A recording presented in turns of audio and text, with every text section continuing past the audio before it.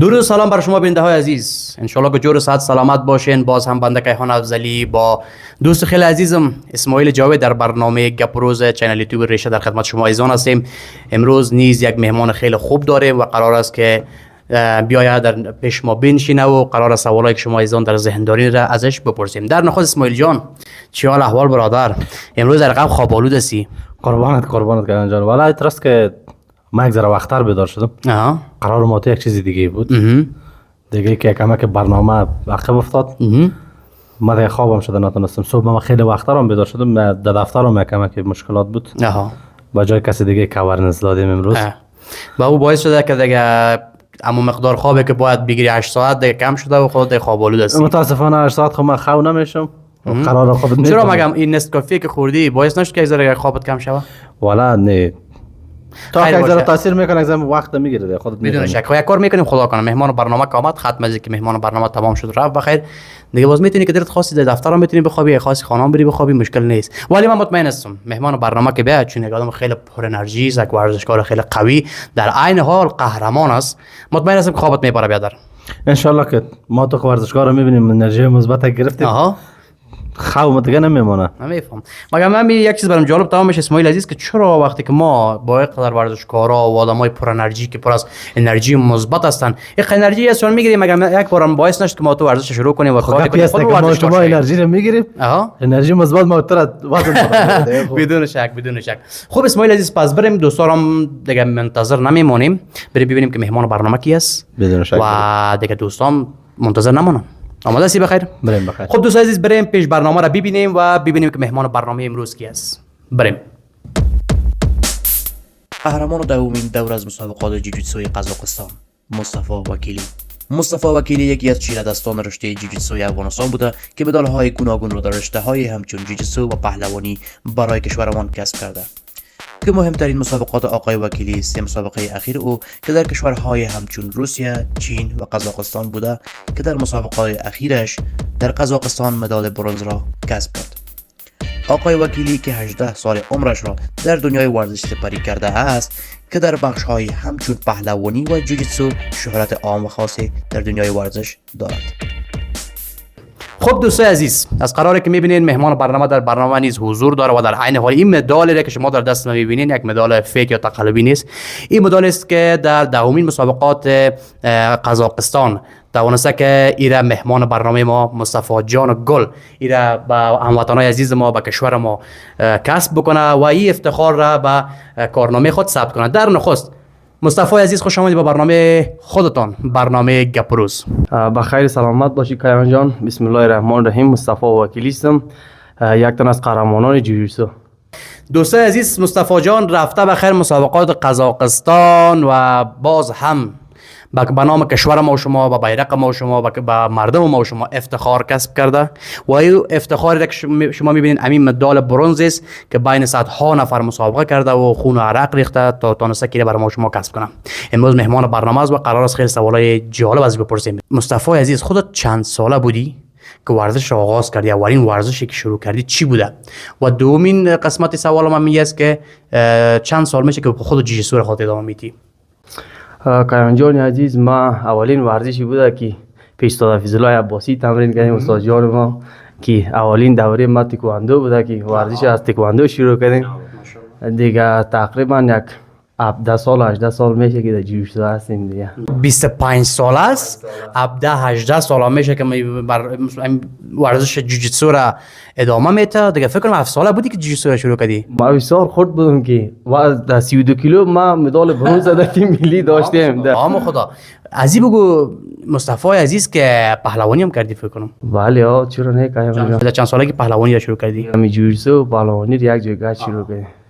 این انرژی ما خود 10 دقیقه میدوین 10 دقیقه بعد که میگیم بچه‌چی برای یک هفته بس از این تمرین. یک روز ما که ما تو مصطفی میریم یک دوش میکنیم 10 دقیقه کجا سو بدر یک دقیقه که میره یک دقیقه بعد خلاص هست. خب من ربان که حالا تو بیخ کم نزن دیگه پیش برنامه ما رو فهمیدی. حالا ما پیش دوستا خدا از پلان زدم که 10 دقیقه دویدن میتونم. اختبیس ما تو یک دقیقه دویدن نمیتونیم. ولی مصطفی جان دیگه فکر کو که از 7 سالگی به ایسو تمرین میکنه و دو رشته را که اقدار رشته نفسگیر هم است که جوجیتسو و همچنین پهلوانی است همزمان پیش میبریش. دیگه واقعا آفرین. کیان جان بگه بپرسیم باز خود مصطفی جان کدام رشته را زیاد دوست داره؟ پهلوانی، تکواندو و جیجیتسو سه رشته را خودت پیش بردی؟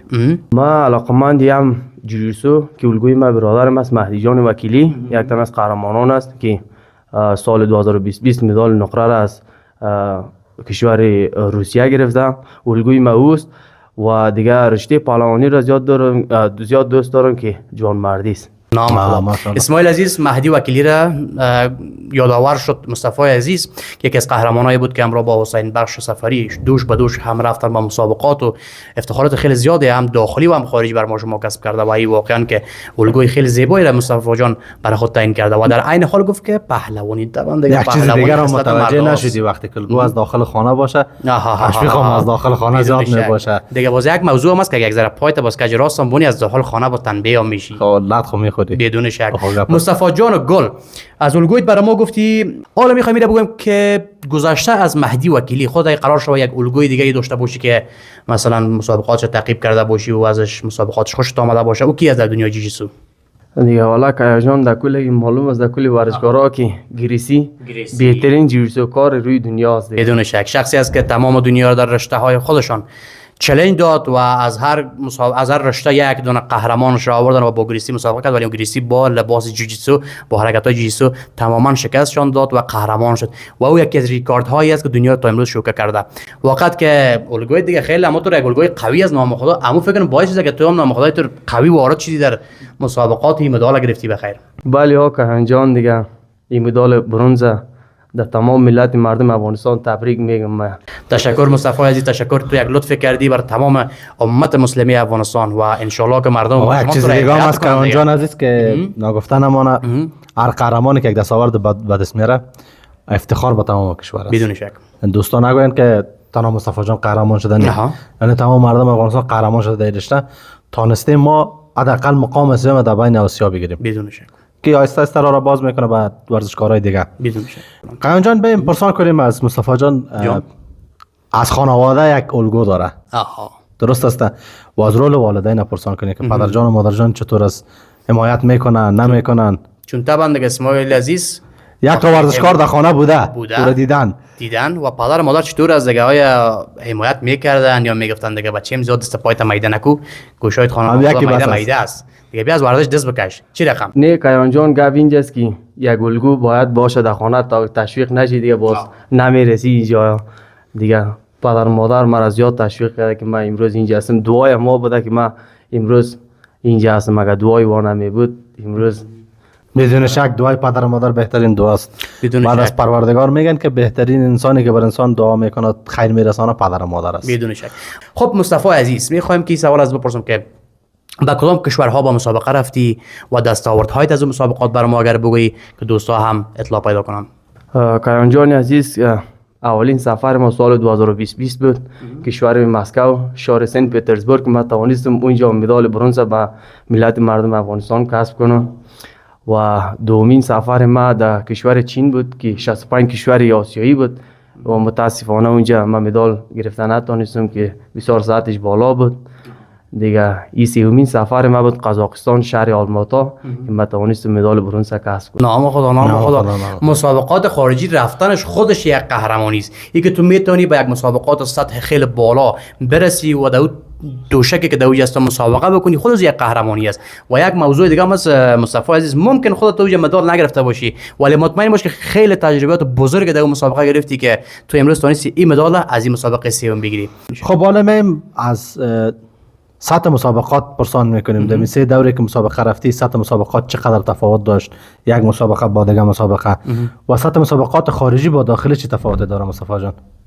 طبعا داخلی که هست یک مسابقه ای است که اینجا استرس خود داره و بیرون جای کسای قهرمانای ما که نخبه ها در اونجا شرکت میکنه مدال گرفتن بسیار مشکل است و کلا امکانات و کل چیز دارن و در افغانستان در شما معلوم است که امکانات نیست و کسی که از اونجا مدال گبا میاره بسیار مشکل است. ما بخاطر ما و کیان جان چند بار تاکید کردیم کسایی که در افغانستان مدال میارن آفرین از اونها، یعنی واقعا ما ورزش کردیم میفهمیم. یک خاطره خیلی جالب داره از مسابقات بیرون مرزی بر ما بگوی، حالا هر مسابقه که باشه، از چین باشه، قزاقستان یا روسیه، یک مسابقه یک خاطره خیلی جالب که اصلا فراموشت نمیشه. از خوراکی چینا میدونی بر ما بگی؟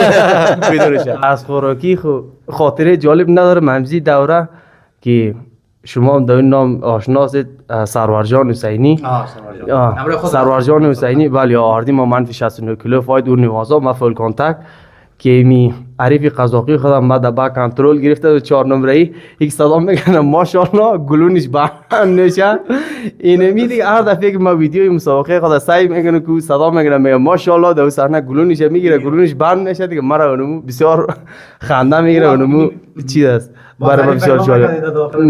نه والازو که ویدیوی مسابقه خود دیدم که صدا میگه ماشاءالله گلونش بند نشه، اونمو برای من بسیار خاطره جالب است. فقط اسماعیل عزیز میفهمید در جریان مسابقه وقتی که نامت را میشنوی یا میبینی که چند نفری هست که با توجه داره موتور تشویق میکنن، خیلی انرژی خوبی داره.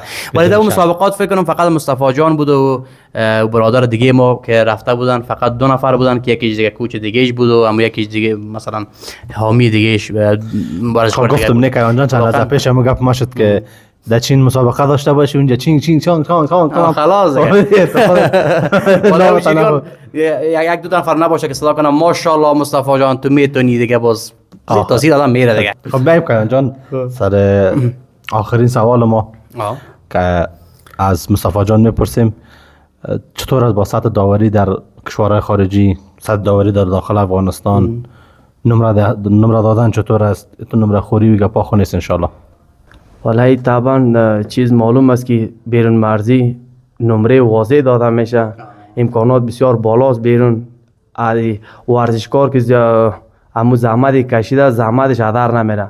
طبعا در افغانستان معلوم است که بسیار اخوری زیاد است. این در کلگی معلوم است، سال غیبت دیگه بار نشه خود در کلگی آشکار است. حقیقت محض است دیگه، حقیقت محض است که فقط هر جناح میخواد که مثلا کلاب ما یا زون ما قهرمان شود دیگه، خوری میباشه. باز در بیرون از افغانستان ویدیو چک دارین؟ مثلا نمره اگر کدام جای تا بالا میشه ویدیو چک میکنن نمیکنن؟ بله اونجا اعتراض خودتان کرده میتونین یا از طریقی که اونجا کسی همراهتان میره یا مربی میباشه یا داوری میباشه یا کسی که از فدراسیون همراه شما میره اونا اعتراض میکنن؟ بله این چیزی کجاست که مسئولیت به کجاست که وقتی یک 2 فایتر مسابقه میکنه حقش خورده میشه نمرهش داده نمیشه او اعتراض کج میکنه دیگه. ورزشکار بازیکن حق نداره که مثلا بره اعتراض کنه یا دیگه کنه، او دیگه مربوطی کوچ میشه که اینا دیگه کوچ موفق باید باشه که اونجا دقت زیاد داشته باشه. خب مصطفی عزیز، اگر قرار شود که در مسابقات بعدی تو اشتراک بکنی چه حس میکنی؟ تجربه کافی از این مسابقات دیگه گرفتی که تا برای ما مدال طلا بری بخیر؟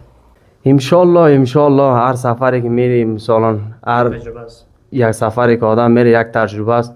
اولین سفر ما بود، پیشترم یادآور شدم من مدال برنز گرفتم دیگه. دومین سفر چین بود که 65 کشور آسیایی بود، مسابقات المپیکی اونجا سطحش بسیار بالا بود، اونجا مدال گرفتن نتونستم. این همو تجربه‌ای است که من این دوره مدال برنز گرفتم دیگه. شاهدی دیگه دوره باشیم ان شاء الله که مسابقات المپیکی در ژاپن است بخیر 1-2 ماه بعد ان شاء الله بتونم که یک نتیجه صحیح ان شاء الله. ما هم دعا میکنیم، دوستان هم دعا کنن ان شاء الله که قهرمانایی که با مسابقات آماده میکنن خدا ان شاء الله که بتونن دستاورد خوب داشته باشن. خب بازم تشکر بسیار از مصطفی عزیز که در برنامه ما حضور یافتین. واقعا که یک برنامه خیلی جذاب و پر از انرژی مثبت داشتیم.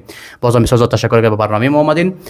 دیگه دوستان عزیز، در آخرین دقایق برنامه حضور داریم و این برنامه امروز ما رو که دیدین خیلی یک برنامه جالب بود. امیدوار هستم که از برنامه ما شما لذت برده باشین. تا برنامه بعدی که باز هم بنده کیهان افزایی و دوست خیلی نازنینم که در اون طرف شیشته و طرفم چپ سایل است در جریان برنامه بازم که شما عزیزان هستیم.